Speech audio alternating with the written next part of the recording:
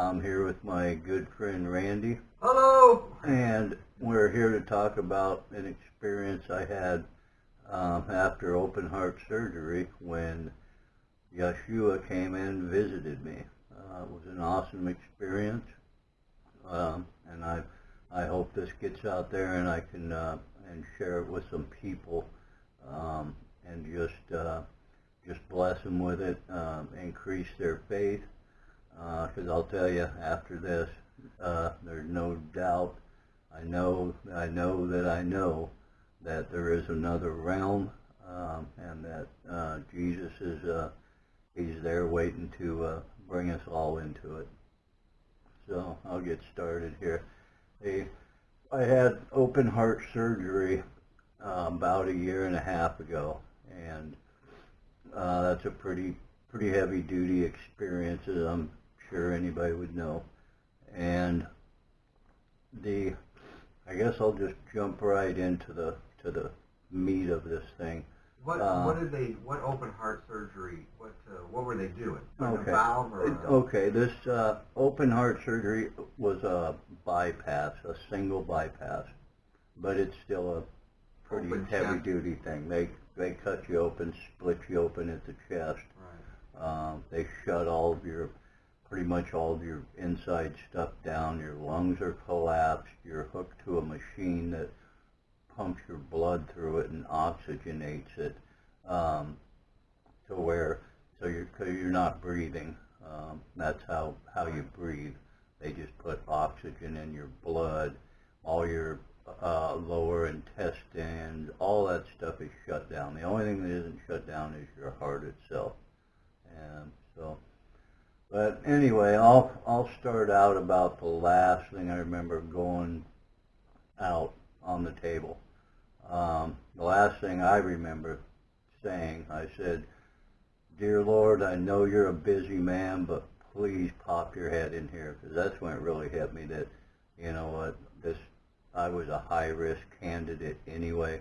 And they had told me, hey, there's always a possibility on this. You aren't coming out. So that's when it really hit me. So I really sincerely asked the Lord, please, please, please, come visit me.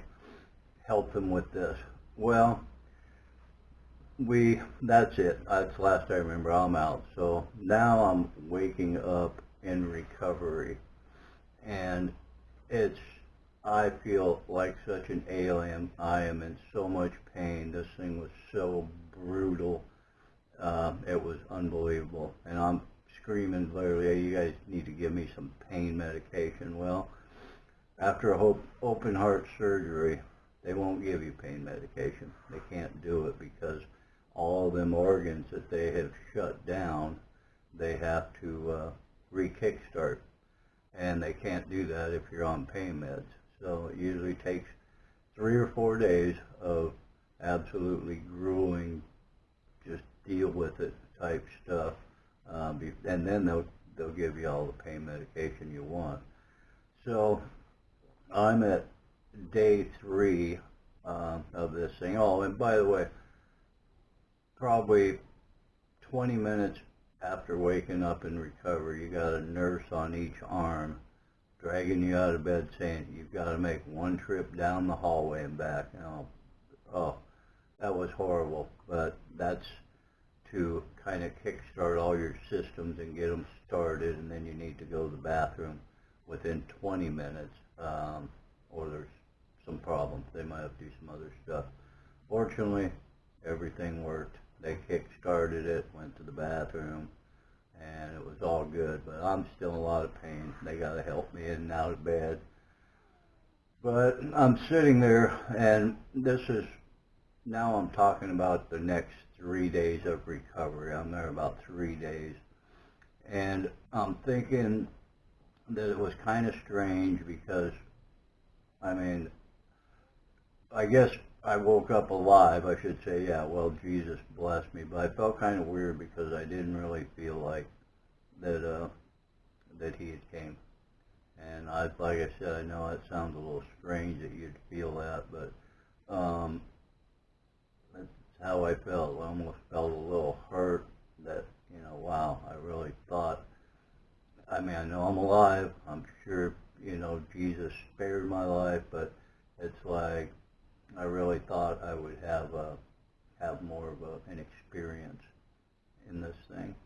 Um, so I'm kind of thinking about all that stuff, and I had a friend tell me when I told him this story that, oh, well, you were on some really good drugs, so, that was his kind of take on it. And that's why I go through this telling you about the 3 days of recovery and why they won't give you medication. So actually the opposite is true. I mean, I've been out of surgery for 3 days, so you're pretty much just as sober as I am now, except in a lot of pain. So it ain't that I was on good drugs. I was perfectly as I am right now. But anyway, about the third day in the afternoon, literally, I am slammed back in my bed physically. Not, oh, was I dreaming? Was I having a vision? No, I was wide awake. And I'm literally slammed back in my bed. It's like somebody pinning me down. And I think the room probably got maybe just a little darker. I'm not sure on that, but I kind of seem to think that as I was pinned back on my bed, everything got a little bit darker. And my entire ceiling of the room turned to blood. It kind of creeped down the sides of the walls a little bit. Well, needless to say, I'm absolutely freaked out. This is just, I don't really know what to think other than this is really strange. So I closed my eyes for a second, and then I opened them real slowly just to say, is this really real? That when I opened my eyes, the blood that was coming down the walls would creep back up the ceiling and start going away. I'm like, wow, this is crazy. I did this 3 or 4 times, and every time I'd open my eyes, it would start disappearing. Well, finally, I had, and this ain't, you hear people say, I heard a voice, but not really audible, and I heard 2 kinds of voices throughout this experience. Some were audible, and some were, I just knew it in my heart. That's what was being revealed to me.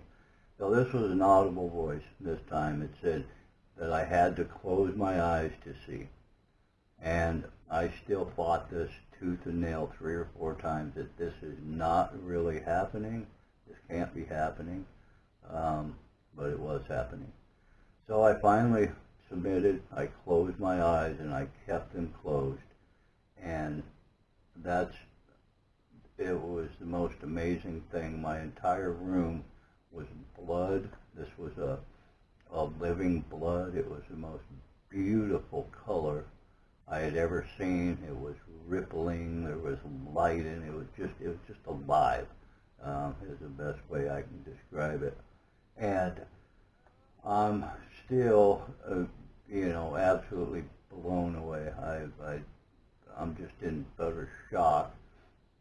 And the next thing I see, the next thing I kind of experience or feel is I could see all directions at the same time. It was the craziest thing. I was looking from the top of my room down. I was looking from the bottom of my room up. I was looking from the sides in. I was literally looking at every direction at one time, but it was perfectly in focus, just like we see right now, with our eyes forward. So anyway, the next thing that kind of happens is there's a cylinder that's placed in front of my bed, but because I'm looking down from the top and down from the sides, I can see down into this cylinder or barrel. It's kind of like a porthole window out of a ship. And inside this porthole, there's a swirling mass of fluid, and it's kind of got a form, but it's absolutely horrifying. It's the most hideous thing. I know it's alive, It's terrifying. I was absolutely, I couldn't look away from it because I couldn't close my eyes in this state. I had to look at everything that was happening. And I just thought if I don't look away from this pretty soon, it's going to kill me. And I was deeply troubled. I started weeping. I was hurt. And then another voice, this one not audible. This was just a feeling that just something like this knowledge was just placed in me. And it said that that was Jesus' heart when he was hung on the cross. That was all the sins of mankind. I could see my sin in that. And it was the only way I can explain it. It was just the most terrifying, hurtful thing you could imagine. Well, after that, also in this form, it was kind of like a face appeared, or the silhouette of a face in it, and then my feeling went to the exact other end of the spectrum. It was the most love, most security, the best feeling I've ever experienced.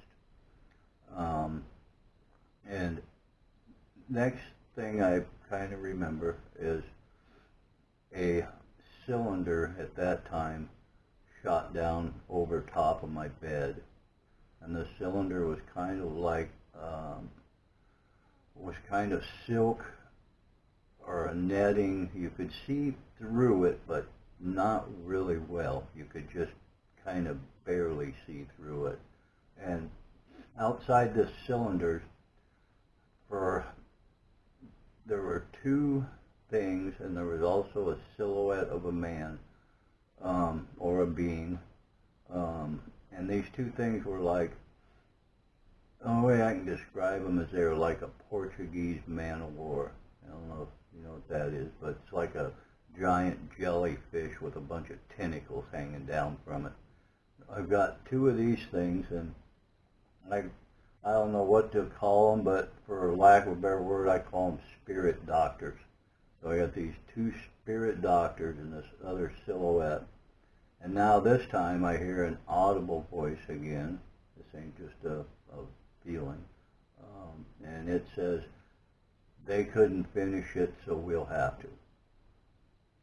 So, at that point, this cylinder starts spinning really fast. And every once in a while, the cylinder would stop, a tear would appear in it, and these spirit doctors would take like tree limbs or branches, and they would run them into me, although I couldn't feel any of this. But then the cylinder would take off spinning, and then they would stop, a tear in it, and another one would take like a tree limb and just run it into different parts of my body. So this goes on for a while. Oh, and also, really before they start doing the sticks, one more thing happened. I forgot. A tent came down, which somebody I talked to about this said it's a perfect description of a Jewish wedding tent. So it's just kind of a four-cornered tent that the center of it is pushed up higher, so it's kind of a peak or a point, that type of thing. That came down to, I don't know what the significance of that was. Well, now there's a part of my room that's kind of off to the side of the bed and back, and in that section of the room now there's three men in gowns. These men are not silhouettes or anything. I can clearly see these guys. They've got kind of pointed shaped caps on that kind of look like KKK stuff, which is weird, but it wasn't. But that's just a way to describe them. And they're all white. They've all got white beards.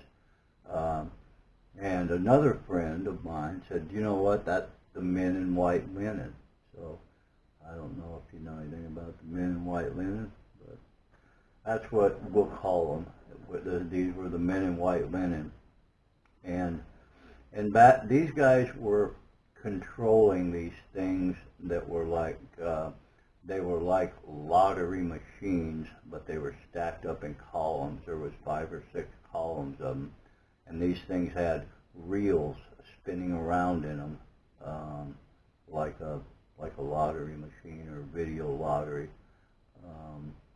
And this was revealed to me. This wasn't an audible voice, but what all them reels were is that was every beat of my heart from the first one, from the first beat of my heart. So what they're doing is they're running these reels all backwards.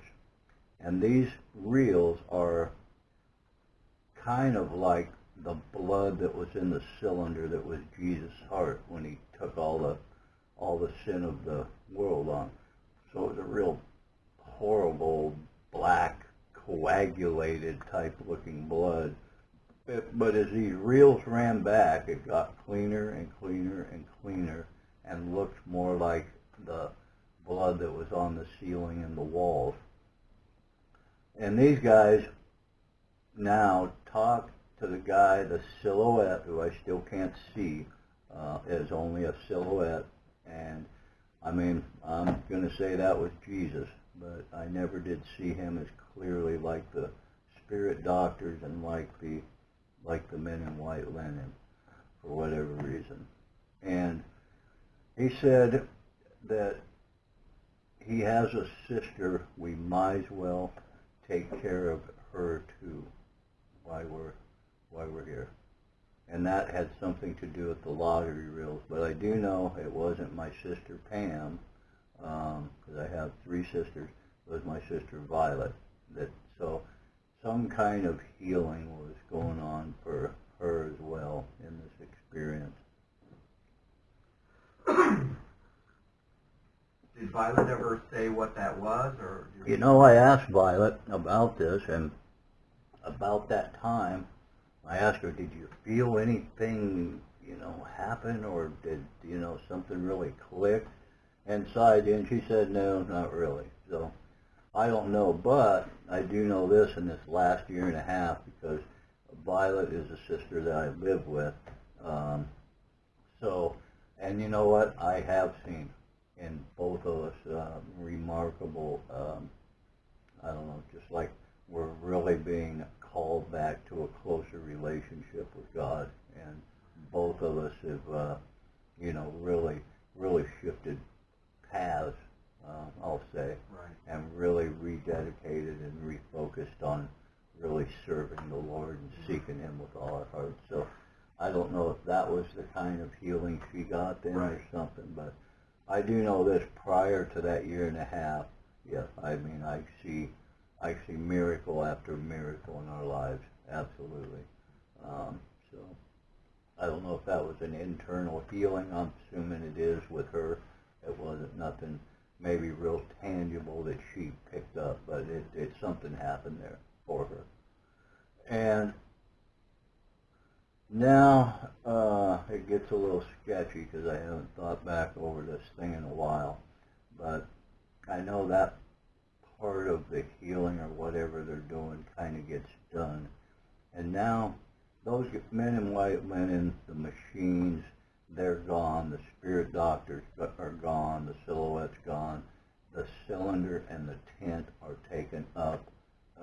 Now I'm kind of in my room, still pressed back on my bed, and I'm kind of in the room like it was when this whole thing started, except the blood that's on the ceiling and the walls has kind of, it isn't fluctuating as much. It isn't kind of glittering and glistening. It's kind of turned into like a solid wood paneling, like 4-foot sheets of wood finish paneling, nice veneer, but it is still rippling a little bit. I mean, like, it's still very alive. And I just lay there on the bed for a few minutes, and I mean, I feel so good. I've never experienced anything like this. I'm in the most beautiful place. Even this paneling And this wood is, I can't describe it. The color of it, the texture of it, it just everything about it. I'm just sitting there in awe, going, "This is the most beautiful thing I have ever seen in my life." And I'm just going, "Oh, oh, oh!" I'm just, it's so touching. It's so emotional, and this goes on for, I don't know how long. I don't even know really how long this whole thing transpired. But now, all of a sudden, I'm walking up a set of wood stairs. I literally go from in my bed to I'm in this stairway. I walk up this set of wood stairs, and it's so amazing because it's all hand carved wood, just gorgeous. But it's maybe a couple thousand years old or thousands of years old. It just has that look, but it's gorgeous. I mean, there's cobwebs everywhere. It's like nobody had been in this stairway or this room that I come up to in just, thousands and thousands of years. That's what it really felt like. Well, I get up the stairs and I get into this room, and it's the same way. It's a big open beam ceiling with everything hand carved. Just, it's unbelievable. I've never seen anything, and I'm a woodworker anyway, so of course that would really resonate with me. But, and it's full of books. This whole room's nothing but bookshelf with just thousands and thousands of books. And there's a guy leaning against one of the counters. He's got a ball cap on, and he's looking down, and he's got one of these books open, and he's reading it. And you can kind of see where he took the book right by his shoulder. You can see one slot that must have been the book that he grabbed. But anyway, he's reading that, and I come up, and all of a sudden this guy looks up, because I can't see his face. He got ball cap on, so the bill's hiding his face as he's looking down. So he kind of tilts his head back and looks up, and it's a guy. He's got a smile on his face, and it looks like he's got a pair of Levi's on, pair of tennis shoes, kind of a skinny guy, and he's got kind of a scruffy, kind of looks like a beard, but more it looks like he hasn't shaved in 5 or 6 days, so it's just kind of a little bit scruffy. And he smiled, and I just stand there, and I look at him, and I go, really kind of puzzled at it. Jesus? And the guy just cracks up laughing, and he says, "No, I'm not Jesus." And he says, I'm a friend of your sister's, Pam, and I promised her I would come in and see you through this, and I'd be here. And I was like, wow. Well, before I went into surgery the last day, Pam told me, she grabbed me, she said, "Mark, my guardian angel is going to be there with you. The Lord has showed me this." I'm like, "Okay, thanks." I'll take all the help I can get. But anyway, the guy tells me his name is Lighthearted. And then that's really about it. All of a sudden I'm back in my room. Well, I'm telling Pam, my sister, about this experience, and when I get to the part, she says, what does he look like? So I described him. I said, well, it's like a ball cap, like a real skinny guy, scruffy beard, pair of blue jeans, tennis shoes. And she just is blown away, because that's exactly the way she's always envisioned him, and that's a real personal thing with her. And then the next part, I told her, I said, yeah, and his name was Lighthearted, and Pam about lost it right there, because she never told me that her guardian angel's name was Lighthearted. She knew that, but she never said it. So when I said that, you can imagine my sister. It blew her away. Absolutely. And that's really about the whole thing. As I go through this, I try to meditate on this, but I'll tell you, in a year and a half, you think an experience like that would just you'd be just electrified, and you could never leave you. But it fades away. There's just something in our psyche, in our mind, even though that was just such an unbelievable experience, but I know it was very real, that it does. So I'm back on a trek now to try to really start meditating and going through this thing, kind of use it for a springboard, number one, to kind of try to reconnect with some of that stuff, and maybe have some access there. But it does fade from you quick and from your memory. So Randy was very gracious to say, Mark, why don't you try to sit down and we'll video some of this stuff. And as I keep going through this and trying to unlock more of it, hopefully later on we can do another video and and compare it and fill in some of these gaps. But this was kind of the short version of it, and God bless you, everybody. I hope you can get something out of this experience, because it was the most wonderful thing that I've ever experienced, and I can tell you there's another realm waiting for us that is so far superior to this one.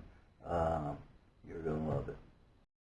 Part of this I didn't say. Now this would be the first 3 days before this experience that I'm in recovery, when I am still recovering from some pretty heavy duty drugs, but it doesn't, for me it doesn't diminish this experience anymore. But that first couple of days you are coming out of being under some heavy duty drugs, so I was certainly different than after the third day when the major experience happened. But my doctors walked by when I'd been up probably 3-4 hours in recovery, and my door was open, and he just went furious on the nurses, and he said, I could hear him. He said, no, this guy, he said, I do not want even a chance of infection getting that room. He said, close this door, and I don't want people walking by here. He said, send them on the other side of the hallway.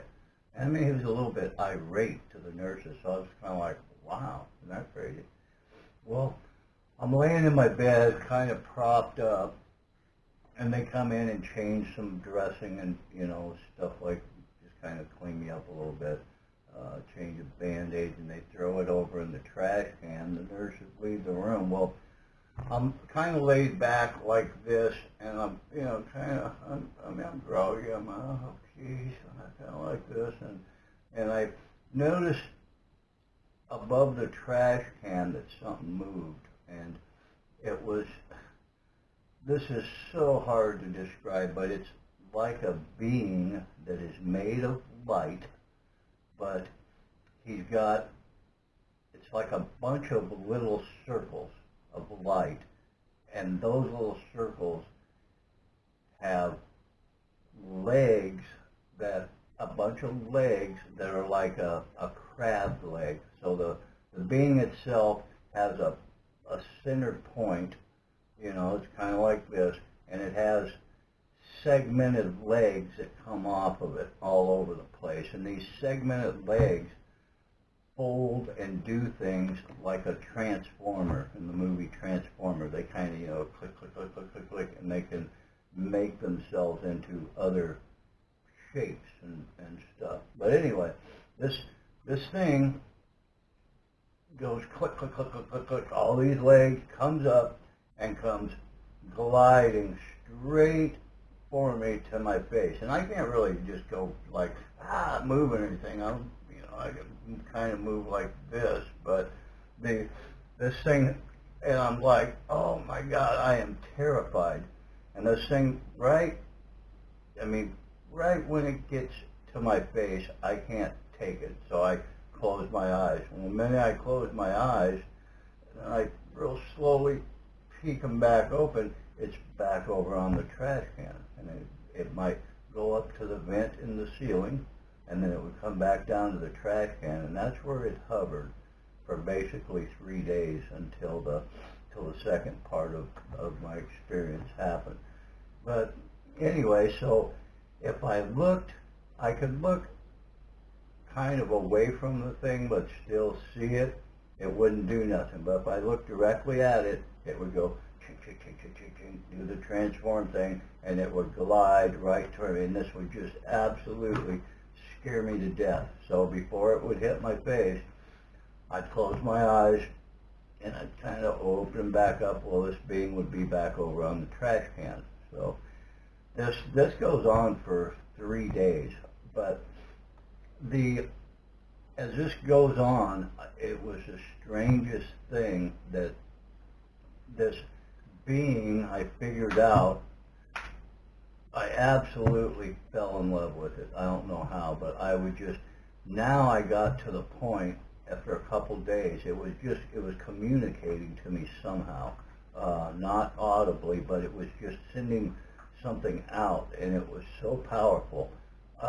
And I literally, I fell in love with this thing, and I welcomed it. And instead of, when it was coming toward me, instead of just, I can't look and close my eyes, I'd leave them open and just, yes, I want to touch you. But it was revealed to me that this thing couldn't touch flesh. It could not, was forbidden. It could not touch human flesh. So that's why it couldn't, but I wished it could, because this thing was so beautiful. It was, I don't know what kind of being it was, but I do know that first few days in the room, it ate up all the bacteria and infections or anything in my room that could have possibly caused me any trouble with all this being cut open and stuff. So that's what that being was sent for. Like I said, I don't know what kind of being. Was it a type of angel, the type whatever, but I'll tell you what, I can't wait to get to heaven and get to know some stuff like that, because these things are awesome. And like I said, I just wanted it to come and let me hug you. You know, I loved it, and but it couldn't, and it was hurt, and it hurt my heart that it wanted to do the same thing, but it absolutely was sad and troubled that it couldn't, because it wanted to do the same thing. It wanted to come and love on me too. So that was pretty cool. But like I said, I was still on pretty well drugged out at that point, but it doesn't change the fact for me that if it had just happened one time, you know, and went, yeah, okay, maybe it was kind of drug induced, but now this went on for 3 solid days, and that was what I did for 3 days, was just played with this being that was in my room. It was so gorgeous. And you say, how can it be made of light? Because I mean, we can see light, but it's like seeing light. This was different. It was totally made of light. It was a light being, but you could see its different parts and members and stuff. So, anyway, we're gonna see a bunch of stuff like that in heaven. Creatures. Hey, the creatures. You know. Oh yeah. The creatures and all that stuff. So okay. Yeah. But all right. If I think of some more, I'm gonna let you know. Let me know.